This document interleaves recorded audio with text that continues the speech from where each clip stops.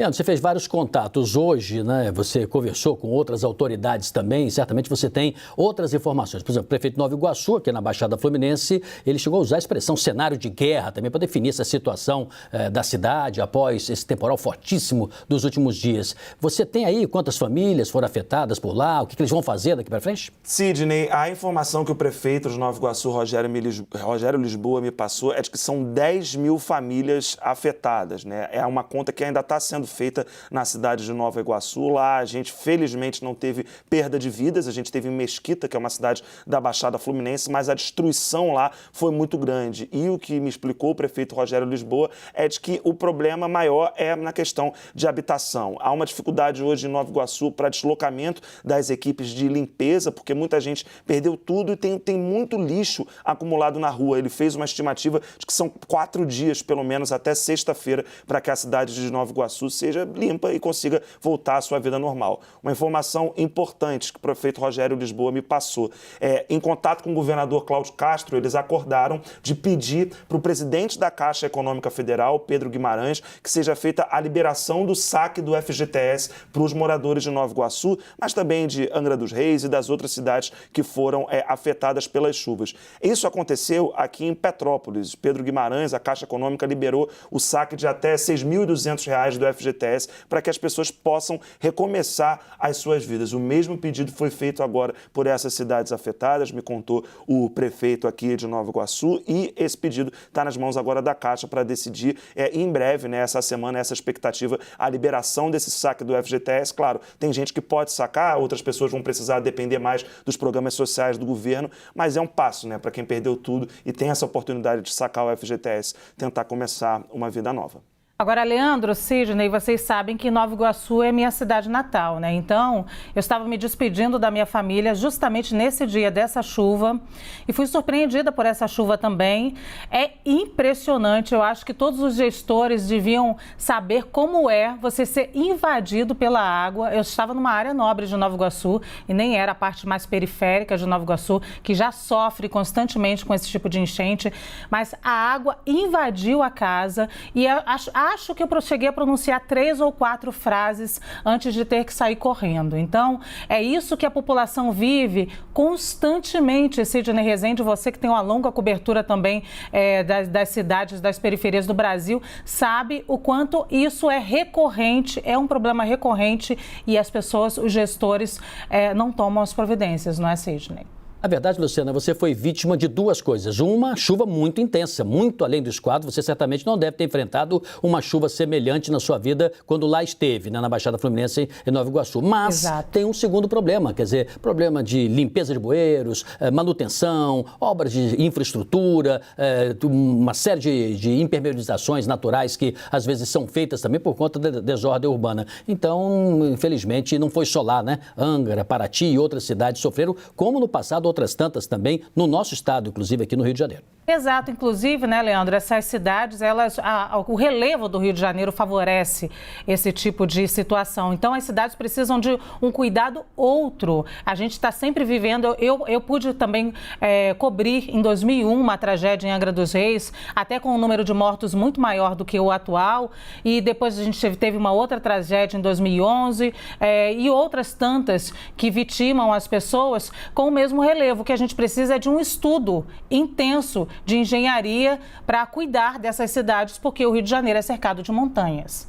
Pois é, Lu, e aí são tragédias em sequência, como se os gestores não soubessem que sempre chove nessa época do ano no Rio de Janeiro. O verão sempre é muito complicado na cidade do Rio de Janeiro, na região serrana, e agora a gente tem o que aconteceu, por exemplo, na Costa Verde. O prefeito, Fernando Jordão, me lembrou algo que a gente já tinha trazido aqui no final de semana, que foi a maior chuva da história de Angra dos Reis. Nunca choveu tanto lá. A Ilha Grande, para quem não é do Rio de Janeiro, né, e não conhece, é um paraíso. E lá também nunca choveu tanto. Uma praia inteira desapareceu. E aí o prefeito me explicou que não é por conta de construção irregular, é por conta do volume de água. Um barranco inteiro destruiu uma praia. Quer dizer, e isso, né, se a gente não olhar para o problema climático como um problema que de fato isso vai continuar acontecendo muitas vezes. Pois é, essa praia de Monsoaba que já tinha sofrido na década de 70 com a mesma situação, tinha sumido também.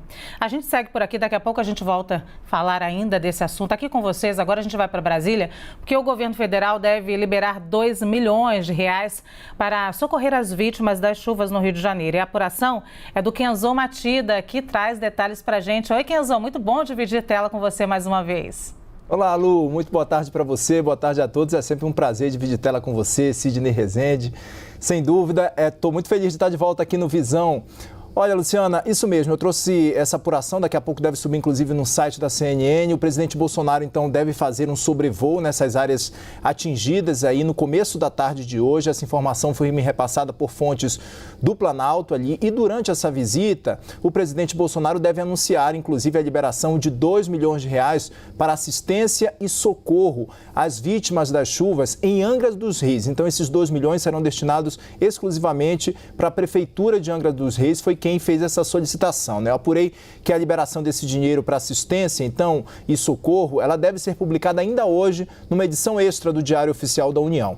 Agora, como é que funciona a liberação dessa verba? Eu acho que é importante a gente deixar isso muito claro para quem está em casa, porque os municípios fazem essa solicitação pelo sistema da Defesa Civil, né? Que o sistema, então, vai ver por onde deve ser feita todas essas solicitações de recursos de emergência, por exemplo, recurso para socorro, assistência, estabelecimento e também até construção de áreas atingidas, né, por conta de chuvas e catástrofes. Então, a Prefeitura de Angra dos Reis fez essa solicitação para o governo federal e a liberação, então, de R$2 milhões para assistência e socorro a essas vítimas das chuvas nessa área atingida especificamente. Por exemplo, Paraty, que também foi bastante atingida, ainda não fez essa solicitação e a Defesa Civil aguarda, né, então, esse pedido ainda para poder, aí sim, liberar essa verba para as prefeituras locais.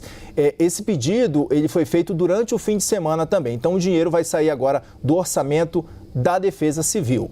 Sidney e Luciana. Bem, obrigado, Kenzon. E a gente segue aqui com Kleber Rodrigues agora, porque 4 municípios estão sob emergência no Rio de Janeiro por causa das fortes chuvas dos últimos dias. E desta vez, a chuva fez vítimas na Costa Verde e na Baixada Fluminense, como contamos aqui agora há pouquinho. De acordo com a Defesa Civil do Estado, 17 pessoas morreram. Quem tem os detalhes para a gente é o Kleber. Kleber, boa tarde. Oi, Sidney. Boa tarde para você, para a Luciana. Muito bom conversar com vocês aqui no Novo Visão. Uma ótima tarde para quem está acompanhando a gente, ótima segunda-feira. Uma segunda-feira ainda de notícias muito pesarosas, né? Vindas lá da Costa Verde do Rio de Janeiro, especialmente aí nesses 4 municípios, Angra dos Reis, Paraty, Mangaratiba e também Nova Iguaçu, aqui na Baixada Fluminense. O Corpo de Bombeiros informou para a nossa produção que até o momento já atendeu aproximadamente 1.000 ocorrências relacionadas à chuva. A maior parte delas lá na Costa Verde. Até o momento, há confirmação de 10 óbitos em Angra dos Reis, outras 6 mortes foram confirmadas em Paraty e em Nova Iguaçu. Também teve um óbito confirmado aí relacionado à chuva. Especialmente em Paraty, né, em Ponta Negra, uma tragédia lá está abalando a população, que foi justamente a morte de uma família inteira, né, que acabou sendo soterrada lá em Ponta Negra. Neste momento, as equipes estão fazendo busca por uma criança que segue desaparecida. Existe previsão de chuva ainda, segundo o Instituto Nacional de Meteorologia, uma chuva de menor quantidade, aproximadamente 100 milímetros para esta segunda-feira. Eu volto com vocês.